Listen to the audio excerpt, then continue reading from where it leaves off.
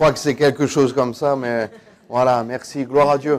On va ouvrir la parole de Dieu dans Exode 14. Et ce matin, je voulais vous parler des impasses de Dieu. Est-ce que vous êtes déjà retrouvé dans une impasse? Je veux dire spirituellement ou même dans votre vie, pas forcément physiquement, quoique des fois en voiture, on peut se retrouver dans une impasse. Et on va lire un texte des enfants de Dieu, du peuple hébreu, qui s'est retrouvé dans une impasse complète. Exode 14, verset 1. Il nous est dit, l'Éternel parla à Moïse au moment où le peuple de Dieu sort du pays d'Égypte. L'Éternel parla à Moïse et dit, parle aux enfants d'Israël et qu'ils se détournent et qu'ils campent devant Pi-Hahiroth, entre Migdol et la mer, vis-à-vis de Baal-Tséphon. C'est en face de ce lieu que vous camperez près de la mer. Pharaon dira des enfants d'Israël, ils sont égarés dans le pays, le désert les enferme. Amen. On va lire tout au fur et à mesure de la prédication le verset 14 et une partie du verset 13, du chapitre 13, pardon. Et là, on voit que le peuple de Dieu vient d'être libéré miraculeusement par Dieu du pays d'Égypte. Ils étaient esclaves depuis des dizaines, des centaines d'années. Et là, Dieu va mettre à un moment donné un stop et va les libérer. Oui, mais juste après, il va les faire passer par une impasse. Vous savez que Dieu peut nous amener volontairement dans des impasses, nous faire passer par des impasses pour qu'on puisse progresser avec lui et qu'on puisse voir sa gloire comme on ne l'a jamais vu. Les impasses de Dieu sont là pour nous faire progresser, pour nous amener dans des terrains qu'on n'a jamais vus. Est-ce que vous êtes comme moi, vous n'avez jamais autant lu votre Bible et jamais autant prié que quand vous êtes hospitalisé? On est tous un peu pareils. Le Seigneur nous amène dans des impasses pour nous faire progresser. La partie 1, c'est Baal-Tséphon. Je ne sais pas si vous connaissez, je ne sais pas si certains sont déjà allés en vacances à Baal-Tséphon. Ce n'est pas très connu encore, mais ça mérite à mon avis d'y aller parce qu'il y a des choses intéressantes. Il y a des choses intéressantes spirituellement à ressortir de ce texte. Le Seigneur les a amenés au pied du mur pour leur faire prendre conscience qu'ils devaient être dépendants de Dieu. Si on peut mettre juste l'image d'après, Baal-Tséphon, on voit déjà premièrement au verset, je vais le lire simplement, on laisse cette image, mais Dieu, Exode 13, verset 18. Mais Dieu fit faire au peuple un détour par le chemin du désert vers la mer Rouge. Les enfants d'Israël montèrent en armes hors du pays d'Égypte. On voit que c'est Dieu qui les a amenés volontairement dans cette impasse. Et on voit que cette impasse, elle est très particulière. Parce que Dieu leur a fait faire un détour. Des fois, moi j'aime bien prendre les raccourcis. J'aime bien prendre les routes qui vont le plus vite possible, ou même si elles tournent un peu, je préfère, voilà, je cherche des fois les raccourcis pour mettre moins de temps. Mais là, on voit que Dieu, volontairement, a rallongé le parcours pour les amener dans une impasse. C'est particulier. Et dans Baal-Tséphon, qu'est-ce qui se passe? On voit que le peuple de Dieu va être encerclé. On voit que le peuple de Dieu va être vraiment dans une impasse comme ça. Est-ce que vous avez, ça vous parle cette image ou pas? Moi, elle m'a parlé en tout cas. À des moments dans ma vie, j'étais ce monsieur avec un peu moins de cheveux, mais ce monsieur quand même, avec cette mallette, j'ai presque la même. Et je ne savais plus où aller. Je ne savais plus du tout où aller dans ma vie.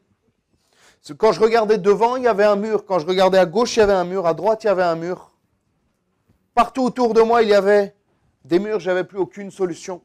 J'avais plus aucun moyen de m'en sortir. Et on voit que Baal-Tséphon, quand on lit dans le contexte historique, biblique et géographique, on voit qu'au nord, il y avait ce qu'on appelait les forteresses égyptiennes de pierre. C'est-à-dire qu'il y avait des grandes falaises, il y avait des grandes, comme des colonnes de pierre qui étaient là et qui étaient infranchissables.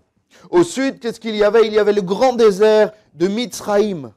C'est-à-dire que là, ils étaient morts également. Devant, ils ne pouvaient pas y aller. Au sud, ils ne pouvaient pas y aller parce qu'il y avait un grand désert. Ils auraient été sans aucune protection. Ok, bon, essayons d'aller à l'ouest. Sauf qu'à l'ouest, il y avait la région de Ramsès, de Gozen, de là où ils venaient, en Égypte. C'est-à-dire qu'ils retournaient esclaves s'ils allaient là-bas. Et à l'est, qu'est-ce qu'il y avait? La mer Rouge. Ils étaient encerclés. Parce que des fois, dans une impasse, quand on voit en voiture, quand on avance dans un cul-de-sac, on peut quand même faire demi-tour.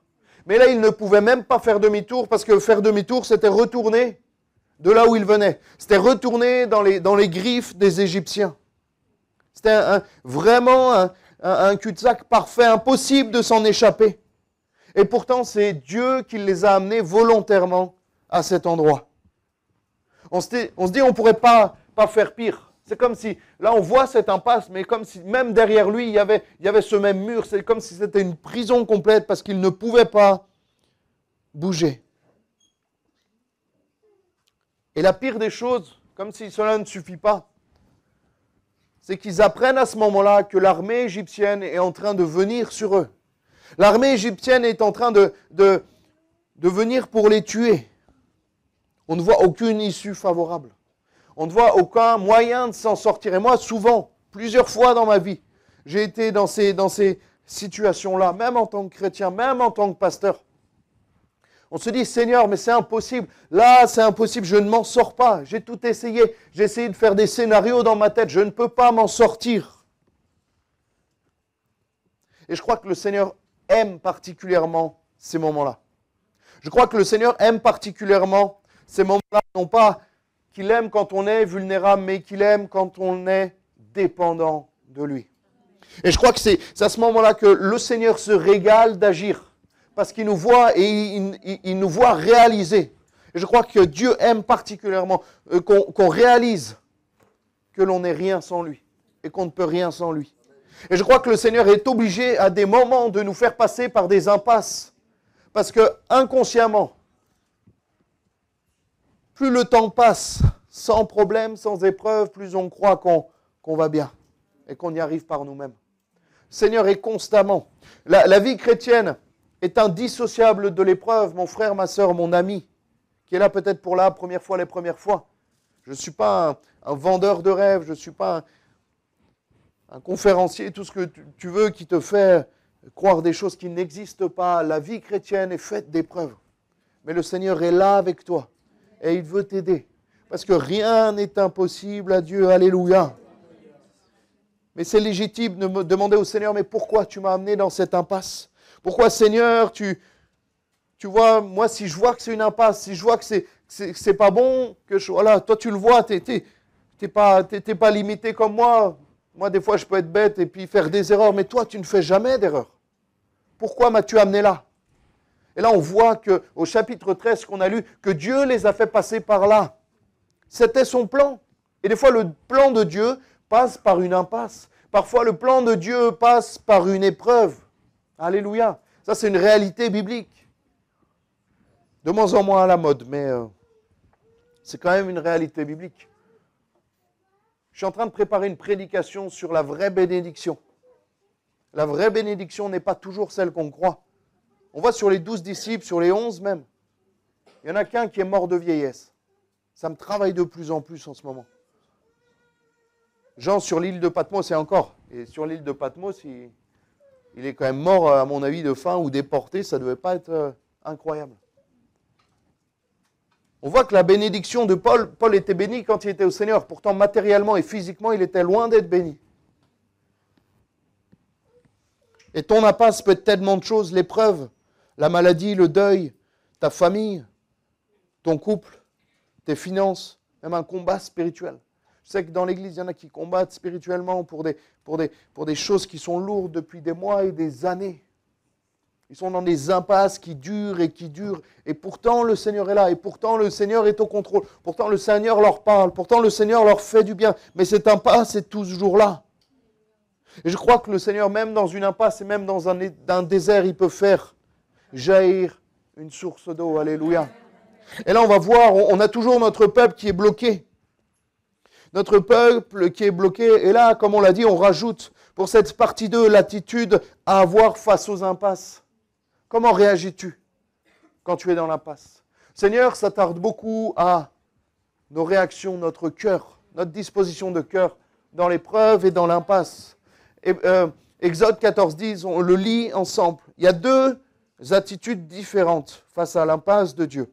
Il y a le peuple et il y a Moïse. Moïse, les amis, il était vraiment stylé quand même. Hein? Moi, j'aime beaucoup Moïse. J'en suis loin de son niveau. Mais on se dit, Moïse, c'était quand même... Moi, je crois que c'est l'homme le plus patient de la Bible, peut-être avec Job, mais on voit que que Moïse avait une patience, mais incroyable avec ce peuple qui est insupportable. Et la réalité, c'est qu'on est aussi insupportable que ce peuple. Amen. En tout cas, je parle pour moi. Exode 14, 10, on le lit ensemble. Pharaon approchait. Les enfants d'Israël levèrent les yeux et voici, les Égyptiens étaient en marche derrière eux. Encore s'il y a l'impasse, mais qu'il n'y a pas les Égyptiens derrière, on peut trouver une solution. On peut se dire, bon, on va aller vers le désert, on va y aller par là-bas. Mais là, il y a les Égyptiens qui arrivent. Et les enfants d'Israël eurent une grande frayeur et crièrent à l'Éternel. Jusque-là, ça va. Un chrétien, ça arrive d'avoir peur des fois. Il y a une dame un jour qui m'a dit, la peur, c'est un manque de foi. C'est pas faux, mais c'est naturel aussi. C'est naturel. Verset 11, ils dirent à Moïse, n'y avait-il pas des sépulcres, des tombes, ça veut dire en Égypte, sans qu'il fût besoin de nous amener pour mourir au désert. Ils se moquent de Moïse, ils lui disent, mais qu'est-ce que tu as eu besoin de nous amener ici? On aurait pu très bien mourir en Égypte. De toute façon, on va mourir à ce moment-là parce qu'on est dans une impasse. Que nous as-tu fait en nous faisant sortir d'Égypte? N'est-ce pas là ce que nous te disions en Égypte? Laisse-nous servir les Égyptiens, car nous aimons mieux servir les Égyptiens que de mourir au désert.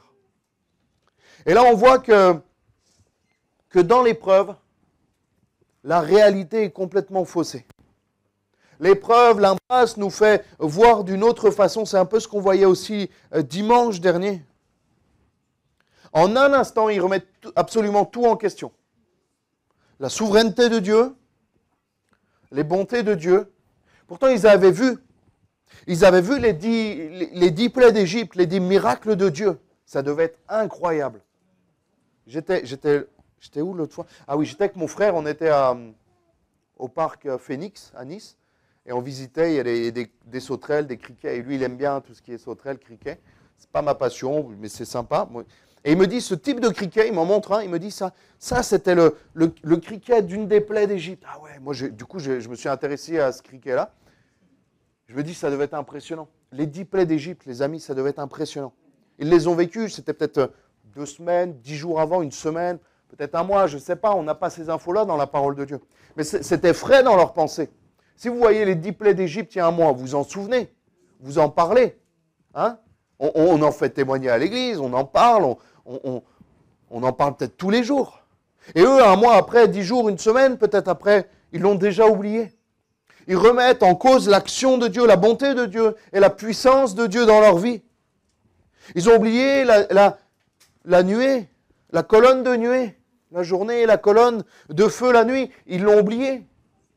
Je relisais mes notes, je me dis, mais non, la colonne de nuée, la colonne de feu, c'était après ça. Non, c'était avant. C'était avant. Exode 13.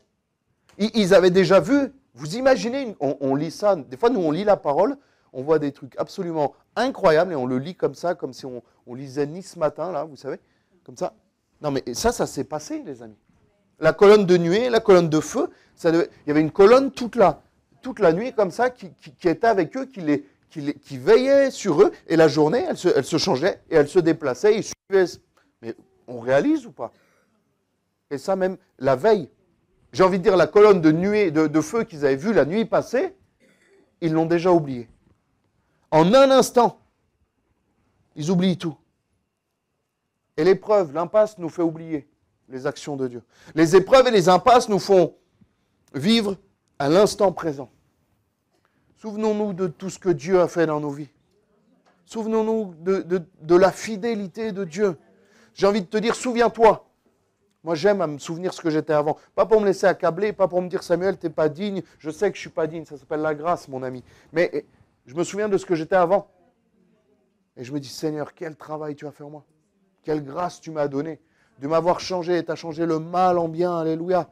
Ouais, j'étais dans le péché, mais là où le péché abonde, la grâce surabonde, alléluia. Moi, j'aime me souvenir. Et des fois, il y en a qui me le rappellent, peut-être des fois un peu de manière malveillante ou un peu maladroite, mais en tout cas, je me dis, mais gloire à Dieu. Parce que c'est la preuve que Dieu a agi dans ma vie. C'est la preuve que moi, je n'aurais pas pu faire tout ce que Dieu a fait dans ma vie, alléluia. Et là, on voit qu'ils sont toujours dans cette impasse.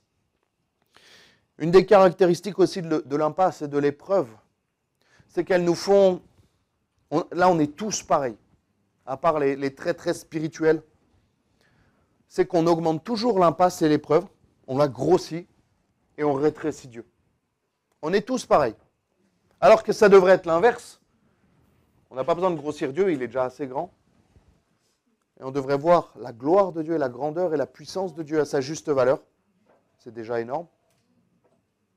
Et réaliser que notre impasse, que notre épreuve, même si elle est grosse humainement, elle est ridicule devant Dieu. Elle est ridicule devant Dieu. Pourquoi? Parce que quand on est dans l'impasse, quand on est dans l'épreuve, on est comme cet homme avec ses grands murs devant, on les voit comme ça. Et on ne voit rien derrière. On voit rien de l'autre côté de ces murs.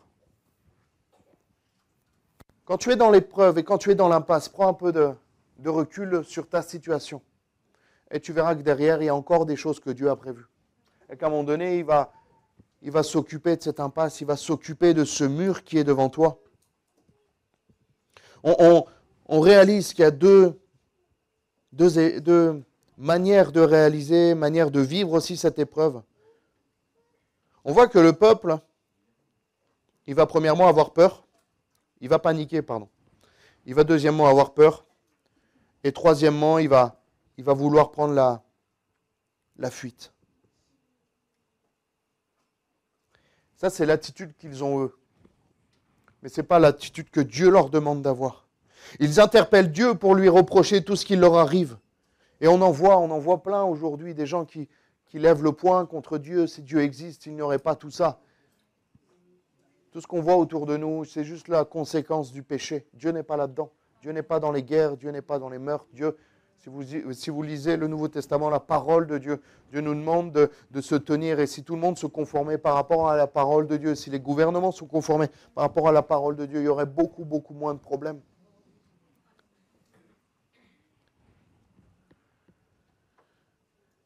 Le Seigneur voit au-delà de ton impasse. Il faut que tu lui fasses confiance. Il faut que tu lui fasses confiance et que tu n'oublies pas que le Seigneur a agi dans ta vie. Dans l'impasse, sois patient. Attends de voir ce que Dieu a prévu. On voit dans Moïse, il revient Moïse. Moïse 14, verset 13. Moïse répondit au peuple. Il avait un calme quand même, Moïse. Moi j'aimerais être Moïse. Vous savez, des fois il y a l'impression que tout... Il y a des moments, même dans le ministère, où on a l'impression que tout explose autour de nous. Même dans l'église des fois. Et on se dit, mais donne-moi le calme et la confiance de Moïse.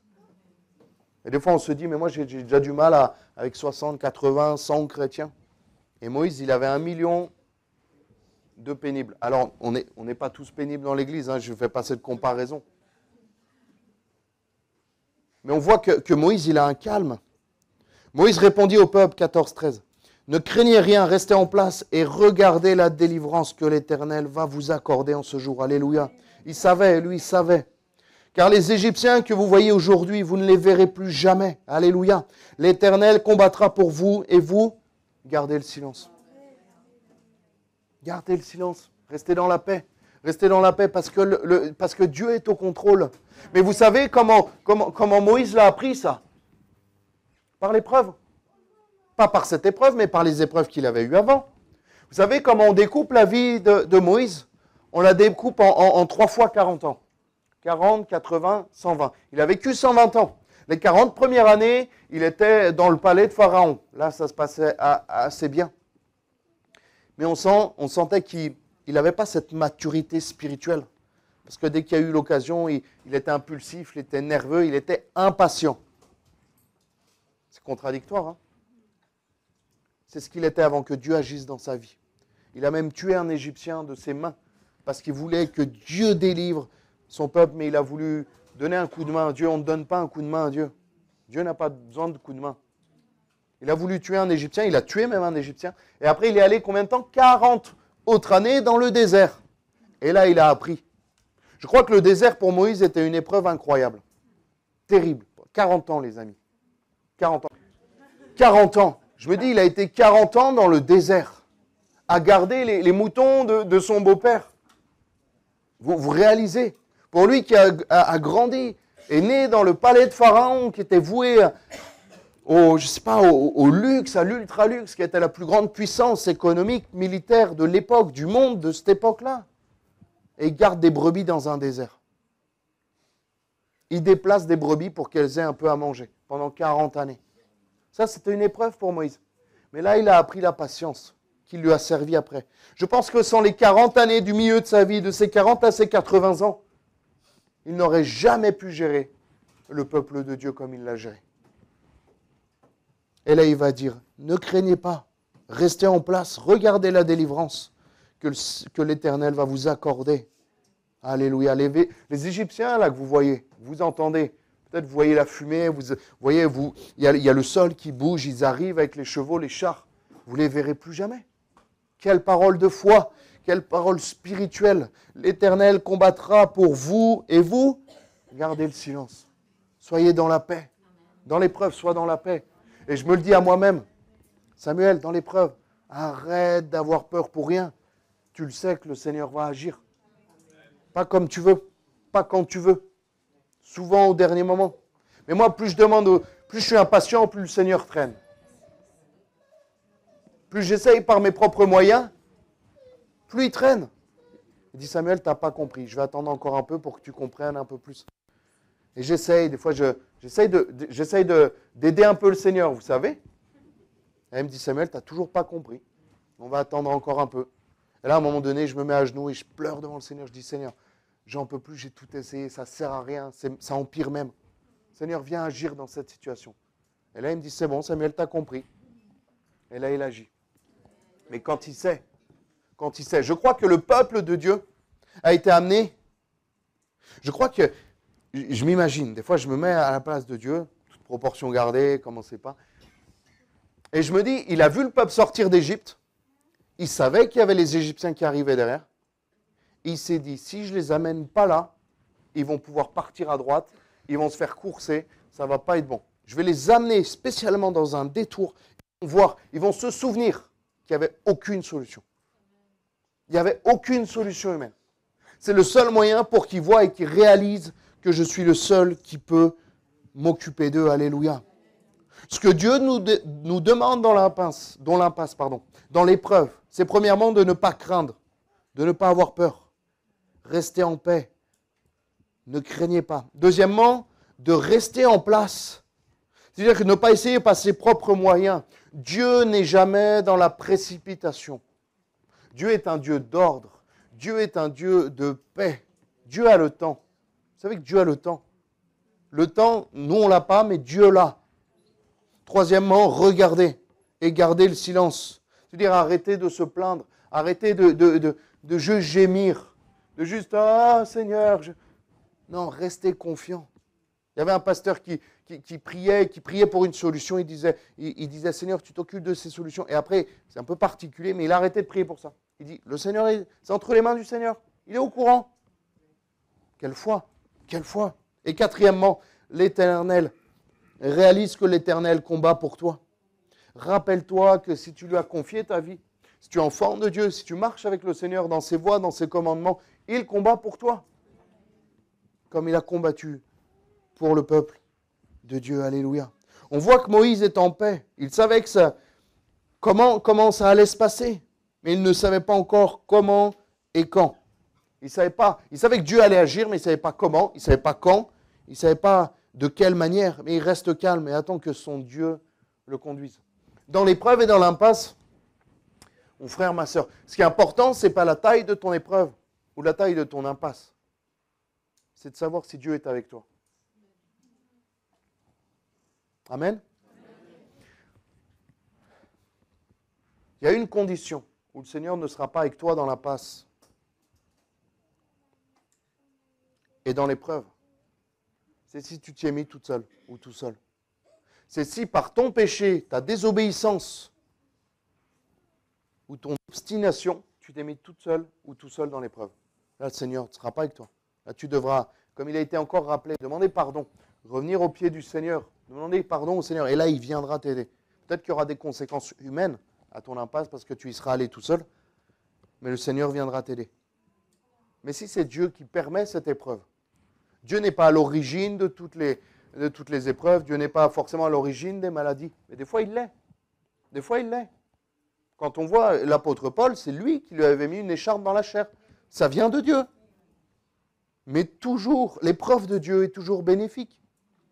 L'impasse de Dieu est toujours bénéfique si tu y vas avec foi et si tu restes dans la foi. Tu vas apprendre des choses qui vont te servir, et t'aider à aller mieux. Moïse savait que Dieu était toujours là et qu'il les guidait. Exode 13, 21. L'Éternel allait devant eux, le jour dans une colonne de nuée pour les guider dans leur chemin, et la nuit dans une colonne de feu pour les éclairer, afin qu'ils marchassent jour et nuit. Alléluia. Oui, je suis dans une impasse. Oui, ça peut me faire peur. On a le droit d'avoir peur. Je ne vois pas comment tu vas agir, Seigneur, quand tu vas agir.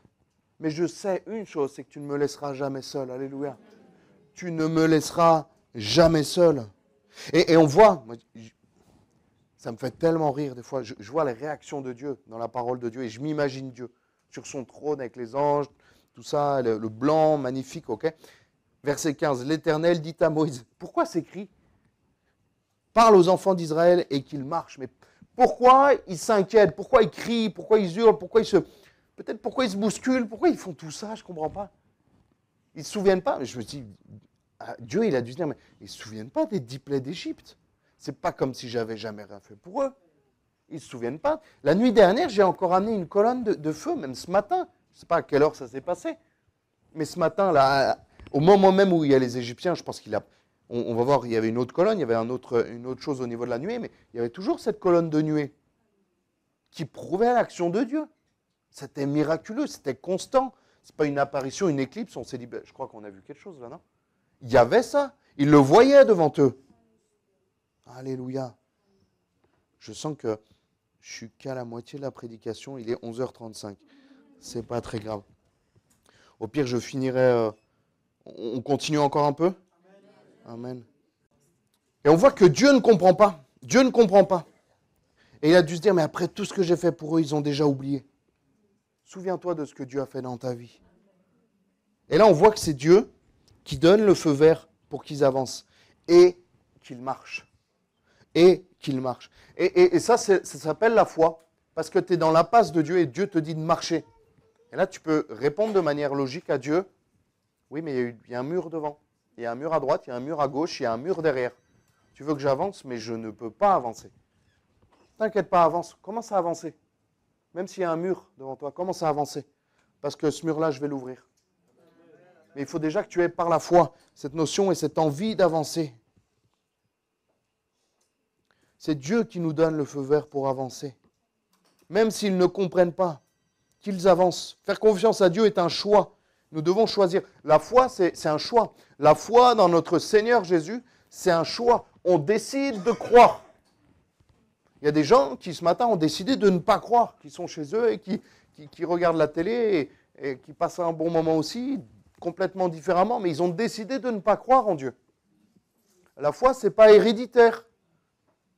La foi, c'est une démarche. On décide de croire au travers, bien sûr, d'une révélation, de ce que Dieu a fait dans nos vies, mais on décide de croire, de se mettre en marche pour croire dans notre Seigneur.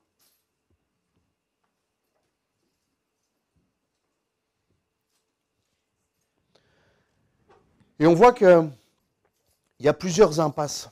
Il y a plusieurs impasses, et même dans la parole de Dieu, il y a plusieurs impasses. Et on voit que Dieu change le mal en bien. On voit les amis de Daniel dans la fournaise. Vous connaissez le texte. Là, on a une grosse impasse. Là, la fournaise ardente, c'est une grosse impasse. On voit le roi Nebuchadnezzar qui leur dit, voilà, vous pliez le genou devant moi et vous adorez ma statue. C'était une statue à son effigie. Et là, ils vont dire non. Non, non, non. Daniel 3, 28, on le lit. Nebuchadnezzar prit la parole. Ah, ça, c'est après la fournaise, pardon. Ils vont dire, mais non, nous, on ne pliera pas le genou devant Dieu, parce que Dieu nous demande de ne pas adorer d'autres dieux. Nous, on n'adore que Dieu. Il y a un texte, et je vais préparer un message dessus, parce qu'il est merveilleux. Il va dire, il y a un détail dans ce qu'ils disent. Mais il est capable de nous délivrer. Il est capable. Ça veut dire que même s'il ne nous délivre pas, même si on finit cramé dans la fournaise, on ne se mettra pas à genoux devant toi. C'est ça la foi. Parce que si on avait, c'est pas forcément la foi, si on sait qu'il va pas les faire mourir. Mais là, ils ne savaient pas. Ils pensent que Dieu est capable, ils le savent. Mais même si on meurt dans la fournaise, on ne regrettera pas notre choix. On sait que c'est une possibilité qu'on meurt. Mais on ne se mettra pas à genoux devant toi. Et là, il va y avoir un fruit qui va être produit au travers de cette épreuve. Daniel 3, 28. Nebuchadnezzar prit la parole. On voit qu'ils sont dans la fournaise, qu'ils ne brûlent pas, qu'il y a une quatrième personne avec eux qui ressemble au Fils des dieux. Il a son arrière-plan avec plusieurs dieux. Béni soit le Dieu de Shadrach, Meshach et Abed-Nego, lequel a envoyé son ange, c'est le Fils de Dieu, Dieu le Fils. Son ange a délivré ses serviteurs qui ont eu confiance en lui et qui ont violé l'ordre du roi et livré leur corps plutôt que de servir et d'adorer aucun autre Dieu que leur Dieu. Alléluia. Voici maintenant, ça part, tout ça est le fruit d'une impasse. Voici maintenant l'ordre que je donne. Tout homme, à quelque peuple, notion ou langue qu'il appartienne, tout le monde qui parlera mal du Dieu de Shadrach, Meshach et d'Abed-Nego sera mis en pièces. Bon, il est un peu radical, ok, hein, mais ça part d'un bon sentiment. Et sa maison sera réduite en tas d'immondices parce qu'il n'a aucun autre Dieu qui puisse délivrer comme lui. Tout ça naît de personnes qui ont tenu fort et ferme dans l'épreuve et dans l'impasse. On pense à Daniel peu de temps après, parce que Daniel était ami avec Shadrach, Meshach et Abed-Nego. Daniel dans la fosse aux lions. On demande aux gens d'arrêter de prier. Et peut-être qu'un jour ça nous arrivera. Et là, Daniel, il va continuer de prier. Parce que c'est ce que Dieu lui demande. Et là, on va voir que toute la nuit, ils vont le mettre dans une fosse aux lions, qui n'avait pas mangé. Mais il le savait, ça. Il savait déjà les conséquences qui l'attendaient. Il savait l'impasse, il savait l'épreuve. Et on voit qu'il va sortir indemne de la fosse aux lions. Daniel 6, 26. J'ordonne que dans toute... Ça, c'est le roi aussi. J'ordonne que dans toute l'étendue de mon royaume, on ait de la crainte et de la frayeur pour le Dieu de Daniel. Alléluia. C'est le nôtre. Car il est le Dieu vivant et il subsiste éternellement. Son royaume ne sera jamais détruit et sa domination durera jusqu'à la fin. Ça part d'une impasse. Quand ils ont dû le jeter dans le cachot, dans la fosse aux lions, fermer la porte, entendu le verrou derrière. Là c'est une impasse, hein, les amis. On n'y est pas, mais je pense qu'on peut imaginer assez facilement que c'est une impasse. Quand Dieu a décidé de changer Saul de Tarse en Paul, il y a eu une impasse. Pendant 3 jours, il était aveugle, il ne voyait rien. Il y a eu une impasse. Paul, anciennement Saul de Tarse, était dans une impasse spirituelle. Ça devait être terrible. Mais ça a produit des fruits incroyables. Crois que le Seigneur, au travers de ton impasse, peut t'amener dans une dimension que tu n'as jamais vécue. Alléluia. Paul et Silas en prison, une impasse humainement.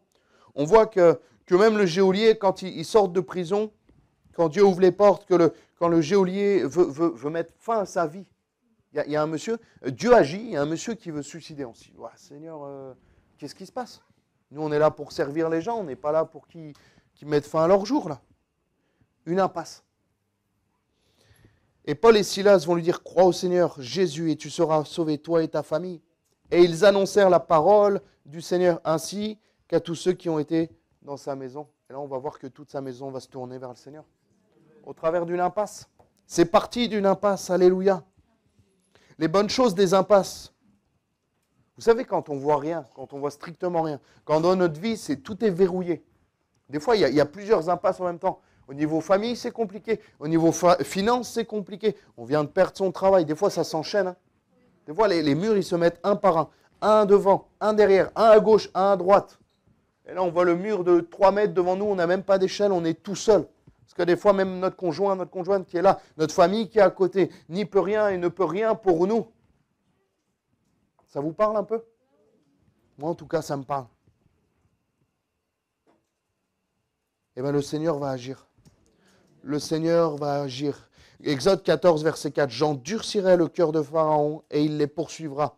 Mais Pharaon et toute son armée serviront à faire éclater ma gloire. Les impasses de Dieu servent à faire éclater la gloire du Seigneur. Et les Égyptiens sauront que je suis l'Éternel et les enfants d'Israël firent ainsi. Et il y a des impasses qui sont là aussi dans ta vie parce que tu n'es pas encore au Seigneur. Il y a des impasses qui sont là dans ta vie pour t'amener au Seigneur. La Bible nous dit qu'il faut mieux rentrer dans une famille qui est en deuil qu'une famille qui va bien. Parce qu'il y a des moments que le Seigneur permet dans nos vies, des épreuves qu'il amène dans nos vies, pour qu'on puisse se tourner vers lui, pour qu'on puisse venir à Christ de tout notre cœur. Et ce matin, si tu es dans une épreuve, si tu es dans une impasse, crie à Dieu, crie au Seigneur. J'endurcirai le cœur de Pharaon, il les poursuivra. Mais Pharaon et toute son armée serviront à faire éclater ma gloire. Ton épreuve, ton impasse va servir à la gloire de Dieu. Alléluia. La mer devant eux était comme une muraille infranchissable. Mais les enfants d'Israël marchèrent à sec au milieu de la mer et les eaux formaient comme une muraille à leur droite et à leur gauche parce que Dieu a ouvert la mer. Alléluia. Des quatre coins, c'était peut-être le côté le plus improbable. C'est peut-être, quand on se dit, les Égyptiens, l'armée égyptienne qui arrive, il y avait la forteresse, d'un côté, je reprends mon texte, la forteresse, donc la muraille de pierre, le grand désert au sud, la mer Rouge à l'est et les Égyptiens à l'ouest. Moi, si j'avais 1 million de personnes à faire passer, je crois que c'est la dernière, sans bateau, sans rien du tout, c'est peut-être la dernière des solutions que j'aurais pris la mer. J'aurais même préféré que ça, escalader toute la muraille, plutôt que de partir par la mer. Et Dieu aime les choses improbables. Dieu aime, à chaque fois quand je suis dans une situation, quand je vois même des personnes que je suis, que je prie et que ces personnes s'accrochent au Seigneur, j'essaye de me demander comment le Seigneur va agir. Et 3/4 du temps, je tombe faux. Parce que le Seigneur nous surprend. Le Seigneur aime nous surprendre et aime agir de sa propre manière et jamais de la même manière. Des fois de manière surprenante. Il y a des choses qui sont surprenantes dans la parole de Dieu. Hein. Dans les évangiles, des fois quand il met de la boue, de la salive, le prophète qui s'allonge sur le jeûne, on se dit, mais Seigneur, si je fais ça, il faut être sûr que ça marche parce que sinon je vais passer pour quelqu'un de bizarre. Le Seigneur aime à nous surprendre. Alléluia. Vous m'accordez encore 5 minutes? Hors taxe? Vous avez dit oui, hein? Mais les enfants d'Israël marchèrent à sec au milieu de la mer. Alléluia. Et les détours de Dieu sont parfois salvateurs. Les détours de Dieu sont parfois salvateurs. Ça veut dire qu'il nous sauve. Vous savez, le chemin resserré, des fois il prend des détours, le chemin du Seigneur. Il est plus long, il est plus difficile, mais il mène au bon endroit. Il mène au bon endroit. Alléluia. Et le Seigneur nous fait passer par l'impasse et par l'épreuve pour nous sortir de notre routine. Et là, c'est pour nous aussi. Vous savez, notre routine évangélique. On y est, hein? Des fois, on y est. Ah, c'est ma phobie. Moi, c'est ma peur de tomber dans une routine évangélique. On est les prochains. Hein? On est les prochains sur la liste. Hein? Après les catholiques, les protestants, on est les prochains. Si on ne veille pas, on deviendra comme eux. Et le Seigneur ne pourra pas rester là. Si on tombe dans une routine, on va à l'église le dimanche parce qu'il faut aller à l'église. Le mercredi, c'est comme ça, on prie une fois, après telle ou telle personne, on fait comme ça. Le vendredi, c'est notre seule réunion où on y va de la semaine parce qu'on doit y aller, parce que c'est vendredi. Le dimanche, voilà, on fait ça, on fait des chants, voilà. Des fois, on prie, on prend la Sainte Seine, à tel moment, à tel... Moi, ça me met des frissons dans le dos de faire ça de manière comme ça, organisée à chaque fois que ça doit être comme ça parce que ça fait 40 ans qu'on fait ça. Il y a un risque de tomber dans une routine évangélique. Et des fois, le Seigneur nous fait passer par des impasses. Pour notre local, peut-être que le Seigneur va nous faire passer par une impasse pour nous amener à changer de local. Hein?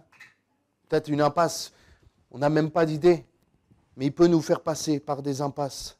L'Éternel, 14 verset 1, parla à Moïse et dit, parle aux enfants d'Israël, qu'ils se détournent et qu'ils campent devant Pit-Hahiroth, entre Migdol et la mer, vis-à-vis de Baal-Séphon. C'est en face de ce lieu que vous camperez près de la mer. Pharaon dira des enfants d'Israël, ils sont égarés dans le pays. Le désert les enferme. Le désert les enferme. Et le Seigneur les a amenés volontairement dans une impasse. Et peut-être que le Seigneur nous amènera collectivement dans une impasse pour l'Église ou dans une épreuve pour nous amener à aller plus loin.